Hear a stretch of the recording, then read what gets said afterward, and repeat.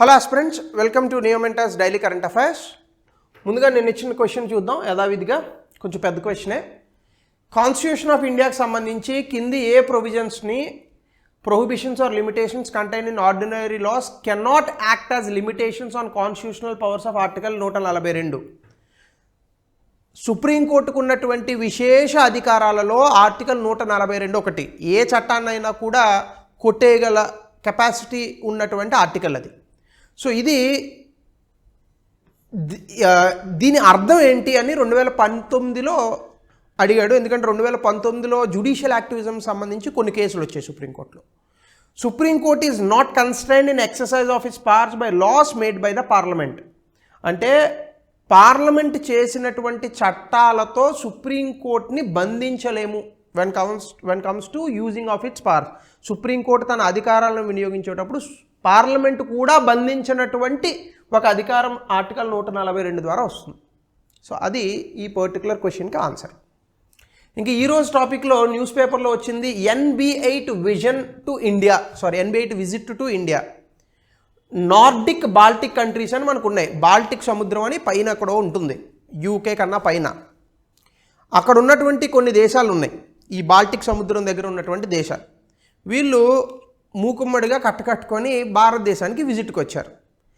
ద్వైపాక్షిక సంబంధాలలో భాగంగా, బహుపాక్షిక సంబంధాలలో భాగంగా భారతదేశం సాధారణంగానే అన్ని దేశాలతోని కూడా సంబంధాలను ఏర్పరచుకుంటూ ఉంటుంది. అందులో కూడా ఈ NB8 అంటే 8 దేశాలు, ఈ నార్డిక్ బాల్టిక్ కంట్రీస్ అనేటటువంటి ఒకటి. దీన్ని రైజినా డైలాగ్, ఢిల్లీలో ఒక ప్రాంతం ఇది. ఈ రైజినా డైలాగ్లో కొంతమంది రజైనా అంటారు, రెజీనా అని కూడా అంటున్నారు ఈ మధ్యన, అలాంటి పేర్లు ఉండవు. సో రైజినా డైలాగ్లో పాల్గొనడం జరిగింది. వీళ్ళు ఈ నార్డిక్ బాల్టిక్ కంట్రీస్ భారతదేశంతో కొన్ని సహకారాలకు సంబంధించి కొన్ని ఒప్పందాలను చేసుకున్నారు. మనకి ఎగ్జామినేషన్లో జాగ్రఫికల్గా ఈ ప్రశ్నలు అడిగేటటువంటి అవకాశం ఉంది. అలాగే ఇంటర్నేషనల్ రిలేషన్స్లో భాగంగా కూడా మనకి ఈ ప్రశ్నలు అడిగేటటువంటి అవకాశం ఉంది. ముందుగా ఇందులో ఉన్నటువంటి దేశాలు ఏంటి అని చూస్తే, ఇగో ఐస్లాండ్ ఒకటి విడిగా ఉంటుంది. ఐస్లాండ్, నార్వే, ఫిన్లాండ్, స్వీడన్, వీటిని మనం బాగా అన్నిటికన్నా పైన ఉంటాయి. స్కాండినేవియన్ కంట్రీస్ అని అంటాము, ఎందుకంటే స్కాండినేవియన్ పర్వతాల దగ్గర ఉన్నటువంటి దేశాలు కాబట్టి వీటిని స్కాండినేవియన్ కంట్రీస్ అని అంటాము. దాంతోపాటు లిథుయానియా, లాట్వియా, ఎస్టోనియా 6 దేశాలు, ఇంకొకటి డెన్మార్క్ ఉంటుందని అనుకుంటా, ఐస్లాండ్. మొత్తంగా కలిపితే మనకి 8 దేశాలు ఇందులో వస్తాయి. ఇది బాల్టిక్ సీ, ఇక్కడ బాల్టిక్ సీ ఉంటుంది. Okay, north sea, Baltic sea, ఇలా 2 ఉంటాయి. సో ఇదేంటంటే ఇది ఒక ప్రాంతీయ సహకార కూటమి. కరెక్ట్గా చెప్పాలంటే NB8 అనేటటువంటిది ఒక ప్రాంతీయ సహకార కూటమి. సాధారణంగా ఇవి చాలా బుజ్జి దేశాలు. మొత్తం జనాభా ఈడ్చుకొడితే హైదరాబాద్ మొత్తం కలిపితే ఎంత ఉంటుందో అంత జనాభా ఉండదు. ఓన్లీ నార్వేలో ఎంత ఉంటుంది, 30 లక్షలు ఉంటారు. ఫిన్లాండ్లో 30 లక్షలు ఉంటారు. స్వీడన్లో 40 లక్షలు ఉంటారు. అంతే, అంతకుమించి జనాభా ఉన్నటువంటి దేశాలు కాదు ఇవి. సో చాలా బుజ్జి దేశాలు. ఈ బుజ్జి దేశాలన్నీ కలిసి ఒక ప్రాంతీయ కూటమిగా ఏర్పడి వేరే దేశాలతో సహకారాలు ఏర్పరచుకుంటూ ఉంటాయి. ఇందులో ఈ నార్డిక్ కంట్రీస్ అని వేటిని అంటారంటే Denmark, Finland, Iceland, Norway, Sweden. Baltic దేశాలను వేటిని అంటారంటే ఎస్టోనియా, లాట్వియా, లిథుయానియా. వీళ్ళందరూ కూడా సాధారణంగా భౌగోళికంగా కలిసి ఉన్నటువంటి దేశాలు ఎప్పటి నుంచో. వీళ్ళకి హిస్టారికల్గా, చారిత్రాత్మకంగా కూడా ఈ 8 దేశాలకి చాలా సంబంధాలు ఉన్నాయి. మనం ఇప్పుడు ఏదో కొన్ని సినిమాలు చూస్తూ ఉంటాం చూడండి, సుత్తుపట్టుకుని వస్తారు. థార్ అని ఒక దేవుడు, వాళ్ళకి సినిమా కూడా వచ్చింది థార్ అని. ఈ థార్ దేవుడిని వీళ్ళే పూజిస్తారు ఒరిజినల్గా. చాలా వీళ్ళంతా ఒక డిఫరెంట్ కల్చర్ ఉండేది ఒరిజినల్గా. యూకే, అలాగే ఇప్పుడు ఉన్నటువంటి యూరోపు, ఈ దేశాలను 11 ఆ ముందు ఉన్నటువంటి శతాబ్దాలలో యుద్ధాలకు వచ్చి ఈ దేశాలను ఆక్రమించుకున్నటువంటి వ్యక్తుల్లో వీళ్ళొకళ్ళు, రైట్. అయితే ఈ గ్రూప్స్ డెఫినెట్గా ఇప్పుడు ఏం చేస్తున్నాయంటే 8 దేశాలు కలిసి మిగతా దేశాలతో వాణిజ్యపరంగా, అలాగే భద్రతా పరంగా, అలాగే కల్చర్ పరంగా, అలాగే ఆర్థిక పరంగా సంబంధాలను ఏర్పరచుకుంటున్నాయి. ఇందులో భాగంగా భారతదేశంతో సంబంధాలను ఏర్పరచుకోవడానికి వచ్చారు. సో వీళ్ళు ఎక్కడ ఉంటారు అంటే యూరోప్ని ఉత్తర భాగాన్ని ఉన్నటువంటి ఐరోపాలో ఉంటారు. సో వీళ్ళ తాలూకా పరిపాలన విధానాలు కానీ, సామాజిక సంస్థలు, విలువలు కానీ అన్నీ ఒకేలాగా ఉంటాయి. అంటే బాల్టిక్ స్టేట్స్ కూడా నార్దర్న్ యూరోప్లోనే ఉంటాయి. వీళ్ళ తాలూకా జాగ్రఫికల్ పొజిషనింగ్ అంటే భౌగోళికంగా వీళ్ళు ఉన్నటువంటి ప్రాంతం ఏదైతే ఉందో ఆ ప్రాంతం అంతా కూడా ఆ బాల్టిక్ సముద్రం చుట్టూనే ఉంటుంది. దీనికి సంబంధించి ఎందుకు అసలు మనకి ఈ దేశాల యొక్క ఇంపార్టెన్స్ ఉంది అని కనుక మీరు చూస్తే, వీళ్ళు ప్రపంచంలోనే చాలా అడ్వాన్స్డ్ ఎకనామీస్. ఇప్పుడు ఉదాహరణకు మీకు స్వీడన్ ఉందనుకోండి, స్వీడన్ చిన్న దేశమే కానీ స్వీడన్ పారిశ్రామికంగా చాలా ఎదిగిన దేశం. బెంగళూరులో స్వీడన్కి సంబంధించిన ఒక కంపెనీ ఉంది, బాష్తో సమానమైనటువంటి, జర్మనీలో బాష్ అనే ఒక కంపెనీ ఉంటుంది మెకానికల్ ఇంజనీరింగ్ సంబంధించి. అంత పెద్ద విస్తీర్ణం ఉన్నటువంటి ఒక కంపెనీ స్వీడన్ నుంచి ఉంది. భారతదేశంలో వీళ్ళకి చాలా బ్రాంచ్లు ఉన్నాయి. అలాగే మీరు కనుక చూస్తే మనకి ఫిన్లాండ్ అనేటటువంటి కంపెనీ నుంచి మనందరం కూడా వాడినటువంటి ఒక మొబైల్ వచ్చింది, నోకియా. ఇది ఫిన్లాండ్కి చెందినటువంటి దేశానికి చెందినటువంటి కంపెనీ. సో ఇలా నార్వే, ఫిన్లాండ్, స్వీడన్ ఈ దేశాలన్నీ కూడా చాలా అద్భుతమైనటువంటి పారిశ్రామికంగా అభివృద్ధి చెందిన దేశాలు, అడ్వాన్స్డ్ ఎకనామీస్, అలాగే అవుట్వర్డ్ లుకింగ్ ఎకనామీస్, అంటే మిగతా దేశాలతో సంబంధాలు ఏర్పరచుకుంటూ ఈ పెట్టుబడిదారీ వ్యవస్థ వైపు ఉన్నటువంటి దేశాలు. అలాగే ఎప్పుడు కూడా కొత్త కొత్త విషయాలను సృజనాత్మకంగా ఆలోచించేటటువంటి దేశాలు. వీళ్ళతో మనం జతకడితే మనకు కూడా కొంత ఉపయోగం ఉంటుంది. అలాగే వీళ్ళంతా కలిసి ఒక పెద్ద మార్కెట్లో బ్రతుకుతున్నారు, అదే యూరోపియన్ యూనియన్. ఇందులో కొన్ని దేశాలు యూరోపియన్ యూనియన్లో లేవు, కానీ majority of the countries European యూనియన్లోనే ఉన్నాయి. సో నార్డిక్, బాల్టిక్ దేశాలను మీరు ఒక దేశంగా కనుక భావిస్తే G20లో కూడా వాళ్ళ భాగం అవ్వచ్చు.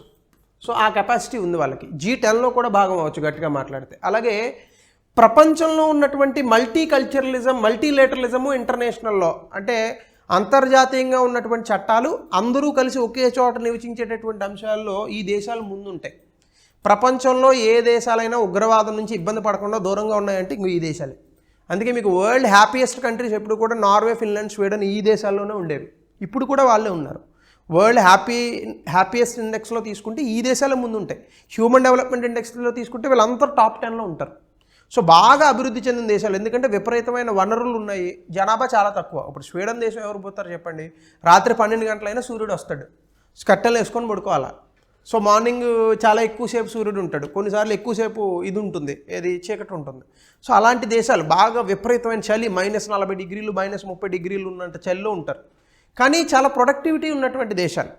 సో ఈ దేశాలన్నిటిలో కూడా ఈ దేశాలన్నీ కలిపి ఒక సమూహంగా ఈ ఏర్పరచుకుంటూ ఉంటాయి రిలేషన్స్. ఇప్పుడు భారతదేశంతో వీళ్ళు ఏం చూసుకుంటున్నారు, ఏ రిలేషన్స్ అంటే ఇంకో ఈ కింద ఇచ్చినటువంటి అంశాలకు సంబంధించి భారతదేశంతో వీళ్ళు సంబంధాలు ఏర్పరచుకుంటున్నారు. నవకల్పన, గ్రీన్ ట్రాన్సిషను, అంటే గ్రీన్ హౌస్ వాయువులను ఉత్పత్తి చేయకుండా ఏవైనా కొత్త ఎనర్జీస్, కొత్త టెక్నాలజీస్, ఇవన్నీ. అలాగే మ్యారిటైమ్ అఫైర్స్, సముద్ర మార్గాల్లో నడిచేటటువంటి వాణిజ్యం స్వేచ్ఛగా జరగాలి. హెల్త్ సెక్టర్ కొలాబరేషను, మనం వ్యాక్సిన్లు పంపించవచ్చు, ఇంకా వాళ్ళు ఏమైనా పంపించవచ్చు మన దగ్గరికి. అలాగే ఇంటలెక్చువల్ ప్రాపర్టీ రైట్స్, ఇంకా ఎక్సెట్రా చాలా కాన్సెప్ట్స్ ఉన్నాయి. వీటన్నిటికీ సంబంధించి ఇప్పుడు ఈ NB8తో భారతదేశం సహకారాలకు, కోఆపరేషన్కి వెళ్తుంది, రైట్. అలాగే దీంతోపాటు ట్రేడ్ అండ్ ఇన్వెస్ట్మెంట్, ఇవి ఈ మధ్యకాలంలో పెరుగుతున్నాయి. ఇప్పుడు చెప్పినటువంటి 8 దేశాలతో భారతదేశానికి వాణిజ్య సంబంధాలు పెరుగుతున్నాయి. దాంతోపాటు ఈ Nordic, Baltic region, Indo Pacific region, అంటే హిందూ మహాసముద్రము, అలాగే పక్కనున్న పసిఫిక్ మహాసముద్రము, ఈ సముద్రాలకు సంబంధించి భద్రత, ఎందుకంటే ఈ దేశాలు కూడా చాలా ఎక్కువగా ఎక్స్పోర్ట్ చేసేటటువంటి దేశాలే. సముద్రాల భద్రత లేదనుకోండి, ఎక్స్పోర్ట్స్, ఎగుమతులు ఎట్లా చేస్తారు? సో ఈ సెక్యూరిటీ అంశానికి సంబంధించి కూడా భారతదేశంతో వీళ్ళు కనెక్షన్స్ ఏర్పరచుకుంటున్నారు. అలాగే ఇటీవల కాలంలో గ్లోబల్ పాలిటిక్స్, ముఖ్యంగా G20 ప్రెసిడెన్సీలో భారతదేశం చూపిస్తున్నటువంటి ఉత్సాహము, అలాగే డెఫినెట్గా భారతదేశము ఒక లీడర్ లాగా, ఒక నాయకత్వం ఉన్నటువంటి దేశంగా ఎదుగుతుంది అని కూడా వీళ్ళు ఖచ్చితంగా గుర్తిస్తున్నారు. డెఫినెట్గా ఎప్పుడైతే నాయకత్వ లక్షణాలు ఉన్నటువంటి దేశంగా భారతదేశం ఎదుగుతుందో, ప్రపంచంలో భద్రత అనేటటువంటి అంశాలకి, అలాగే పెరుగుతున్నటువంటి వెల్త్కి భారతదేశం కూడా కాంట్రిబ్యూటర్ అవుతుంది అనేటటువంటి అంశాన్ని వీళ్ళు చెప్పడం వల్ల భారతదేశం తాలూకా స్టేటస్ పెరుగుతుంది. సో ఆ రకంగా మనం వీళ్ళతో సంబంధాలను ఏర్పరచుకుంటున్నాం. అలాగే ఈ మధ్య కాలంలో ఉక్రెయిన్తో యుద్ధం జరుగుతుంది. వీళ్ళు కూడా బాధితులే. ఎందుకంటే ఉక్రెయిన్ అలాగే ఆ పక్కన ఉన్నటువంటి రష్యా, వీళ్ళిద్దరూ కూడా కొన్ని ఇబ్బందుల వల్ల చట్ట విరుద్ధంగా అవనివ్వండి, వాళ్ళ దృష్టిలో ఓకే అవనివ్వండి, యుద్ధం చేసుకుంటున్నారు. దీనివల్ల ఏమవుతుంది, మనకి టెరిటోరియల్ ఇంటిగ్రిటీ, సోవరానిటీ, అంటే సార్వభౌమ అధికారానికి సంబంధించి, వాళ్ళకు ఉన్నటువంటి సరిహద్దులకు సంబంధించి యుద్ధాలు జరగడం వల్ల ఏమవుతుంది, పీస్ దెబ్బతింటుంది, శాంతి దెబ్బతింటుంది. అలాగే యునైటెడ్ నేషన్స్ చార్టర్ని ఈ ఇరు దేశాలు కూడా గౌరవించట్ల. అలాగే దీంతో పాటు ఎక్కువగా క్రైమ్స్ చేస్తున్నారు. ఎందుకు అంటే ఉక్రెయిన్ వాళ్ళ మీద బాంబులు వేయడము, వాళ్ళు ఉక్రెయిన్ మీద బాంబులు వేయడము, పోయేది ఎవరు? సామాన్య ప్రజలు. వీటికి సంబంధించి కూడా ఈ NB8 భారతదేశంతో కొన్ని డిస్కషన్స్ అనేటటువంటివి చేయడం జరిగింది.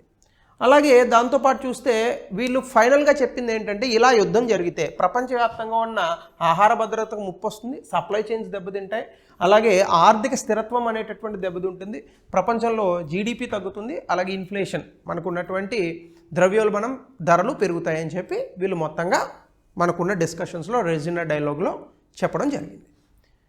సో దీనికి సంబంధించి నేను ఒక క్వశ్చన్ ఇచ్చాను. బాల్టిక్ సీకి సంబంధించి 3 స్టేట్మెంట్లు ఉన్నాయి. మీరు స్క్రీన్ షాట్ తీసుకోండి, నేను పక్క తప్పుకుంటాను. ఆన్సర్ని దయచేసి కామెంట్ సెక్షన్లో పెట్టండి. అలాగే దీనికి సంబంధించి మెయిన్స్ క్వశ్చన్ కూడా ఇచ్చాడు. క్లీన్ ఎనర్జీ అత్యంత ప్రాధాన్యమైనది. భౌగోళిక రాజకీయాల సందర్భంలో వివిధ అంతర్జాతీయ వేదికల్లో వాతావరణ మార్పుల పట్ల భారత్ యొక్క మారుతున్న విధానాన్ని క్లుప్తంగా వివరించండి. 2022లో UPSCలో అడిగాడు. 150 పదాల్లో దీని సమాధానం రాయండి. So thank you. ఇది ఈరోజు బాల్టిక్ సీకి సంబంధించి మరో కొత్త క్లాస్తో